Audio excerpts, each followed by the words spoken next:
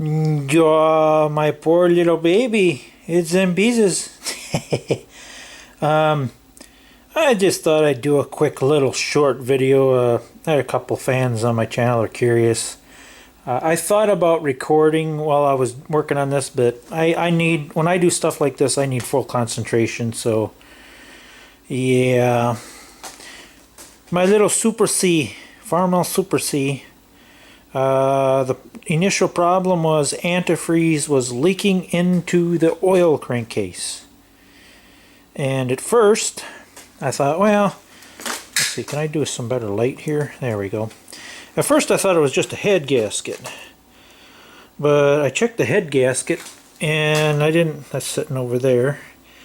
And I really didn't see any serious leakage. Cylinder 4 might have had a slight leak between the hole and the, it was definitely burning a little bit antifreeze. But the amount of antifreeze that was getting in there, I thought, man, there's got to be something else going on. And then even after I had the head off, I really didn't realize it until I looked closer. I'm like, holy crap. This engine is a wet sleeve. I thought it was just usually engines this small don't have wet sleeves, but yeah, this little sucker does. So there is a, can I even show that? There is a gasket down there. I'm thinking that's how the antifreeze was getting into it. So, yeah, because at first I looked at the pistons and everything, and even the cylinder, it might have just a little bit of a ridge here. I can just barely feel it with my finger, so I wasn't going to spend the money to buy a sleeve kit. But then I started working on it, and if you, I don't know if the camera can pick that up or not, but if you look real carefully where the gasket goes, it is pitted. So that kind of, yeah, especially there, I'm thinking, yeah, that's a leak waiting to happen, even with new O-rings. So yeah, I bought the, I was going to get just the sleeves, but these babies are 70 bucks a pop. And 70 times 4 is like 320, and you can get the whole kit with new pistons, new rings, new pin for $350. So I got a whole kit coming, which is dirty rotten shame because even the pistons weren't really that bad. Maybe a little bit of wear on the sleeves there, but nothing major. The crankshaft bearings look really good. No problems there. So yeah, she's all in pieces. I didn't notice any major metal in the crankcase, just some sludge, which is to be expected. I did finally found a place to get my head resurfaced, so that's all nice and smooth again. So the head's done. So basically I gotta wait another 3 to 6 days to get my sleeve kit. And then maybe, just maybe, I can start putting her back together again. So, yeah, I don't mind the mess. I'm not exactly the cleanest guy when it comes to working on this stuff. So I got stuff kind of laying all over. So, yeah, fun. But yeah, I couldn't believe, just when I thought I knew everything about tractors, that shocked the heck out of me when I found out this was a wet sleeve instead of a dry sleeve setup. It's nice because wet sleeve engines usually cool better because you got antifreeze in direct contact with your piston sleeve. But the downside to a wet sleeve is, again, you run a higher risk of getting antifreeze leaking into your crankcase.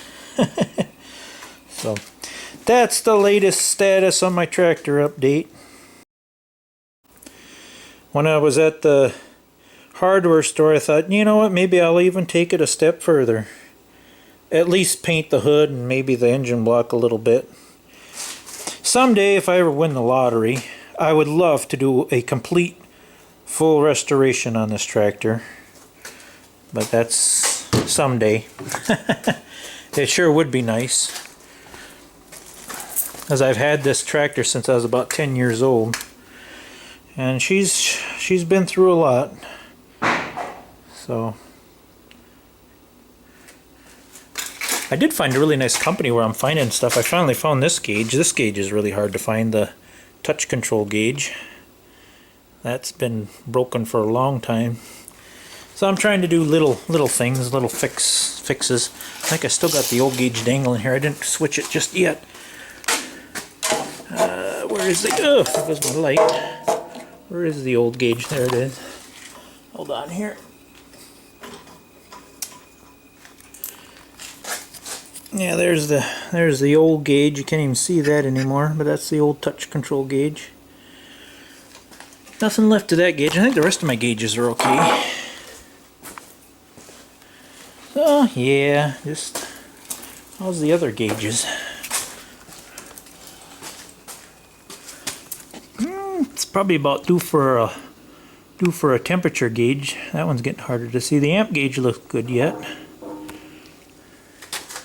Oil pressure gauge is good yet.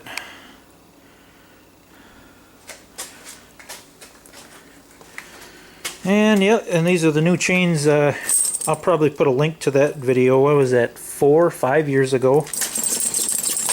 I put the new snow chains on her, and yes, them worked excellent since I've been plowing snow with it. That's basically about all I do with this little tractor. I got a homemade push blade that mounts to the front of this.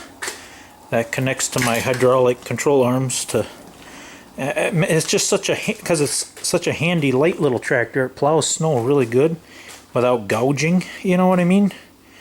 And it's got the tricycle front end so you can turn on a dime.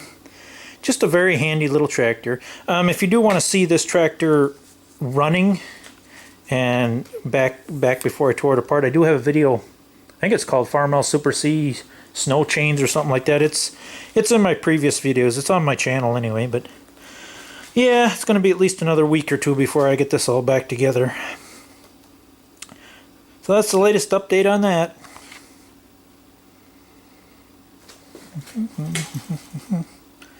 What a messy mechanic I am. Look at this guy.